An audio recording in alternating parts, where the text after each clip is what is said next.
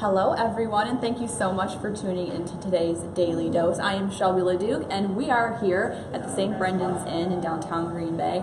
Dan Higgins, our food and drink reporter, is here. This is a job for you, Dan. Absolutely. And David here. Hello. We are going to be talking about some Irish food, right? Yeah, absolutely. All right, well tell us a little bit about it. You're the expert. Well, we got a roundup going out there of like all around the state places to check out for corned beef and cabbage for your St. Patrick's Day meal, which is a favorite dish.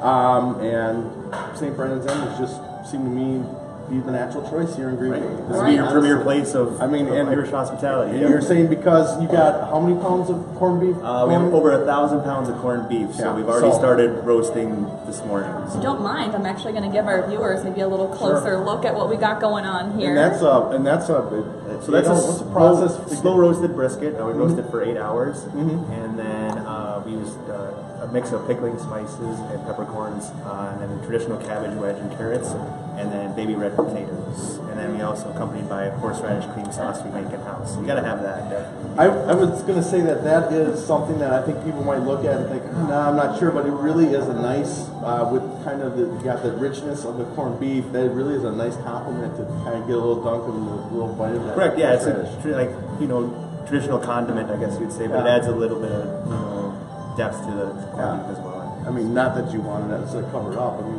it's got this nice tender corned beef. So, big event for you. I mean, and Guinness-wise, like big day for Guinness. Big day for Guinness, definitely. Who would have thought, right?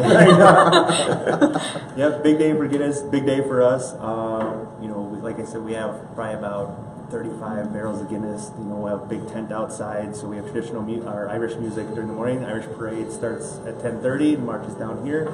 We have bagpipers, drums, you name it. So it'll just be a good day overall, a lot of fun. And then we have two really good bands in the afternoon as well that are playing. We have Annex and Liver Killers as well. So it'll just be a really, really nice day.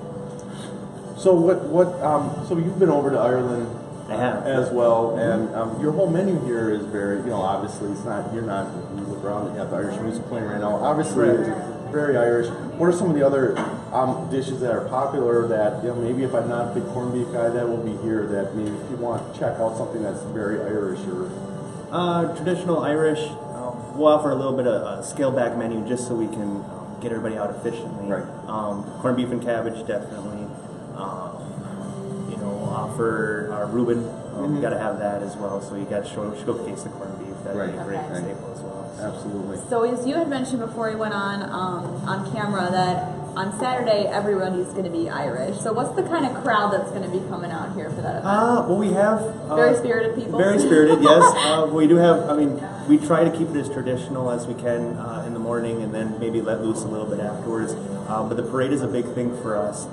They bring in Irish wolfhounds. Like I said, we have the drummers and the bagpipes. How cool! So that's awesome. They have their clans, Blaney clan, a couple other clans that kind of get together as their family and march down the trail. So it's just kind of a good spirited, fun event. It's not even necessarily about drinking or who can drink the most or anything like that. It's good food, right? So I mean, and that's what it really is about. It's about camaraderie and getting everybody together. And it's on a Saturday, so there's really no excuse to not come down here.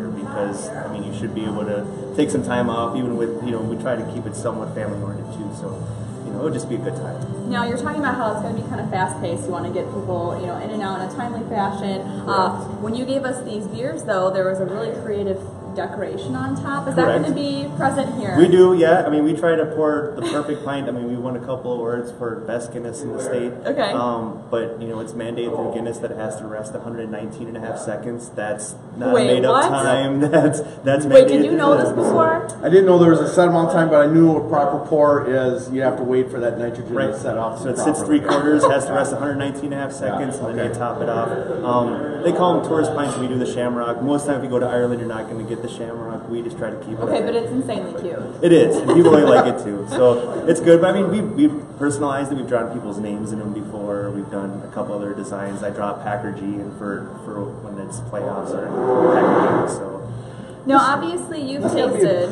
I'm sorry. It's got to be a bit of a challenge too with that on a day like that where you're waiting those 119. We just line them up. We line them all the way down the bar. You know, they're going. Yep. It's like someone sitting there with. So I mean, we actually changed our tap lineup for that. Just to, like I said, make it efficient. But we do have 3 Guinness lines on right now, and we just line them on either end of the bar and just hand them out. So.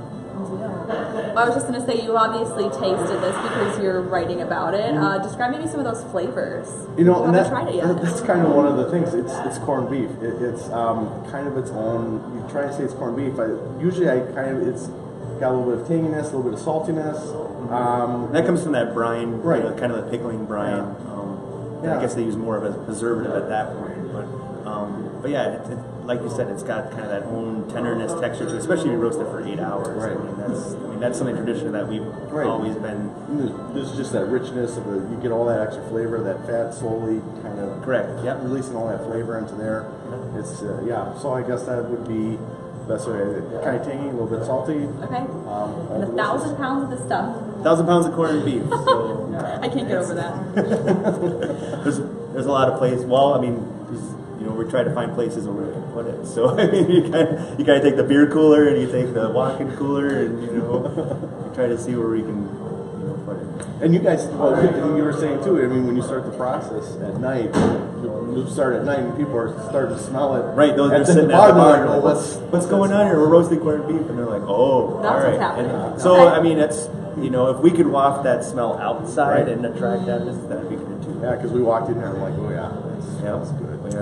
We'll save so for people who are planning on coming on Saturday, let's close out with hours of operation. When can people come on and celebrate? The bar opens at 8 o'clock on Saturday. After the blessing of the Shamrocks that we do at 10 o'clock, then the restaurant will open, and then we'll serve until we run out of corned beef, which is not going to happen, I don't think. But usually we go to about 9 or 10 o'clock at night.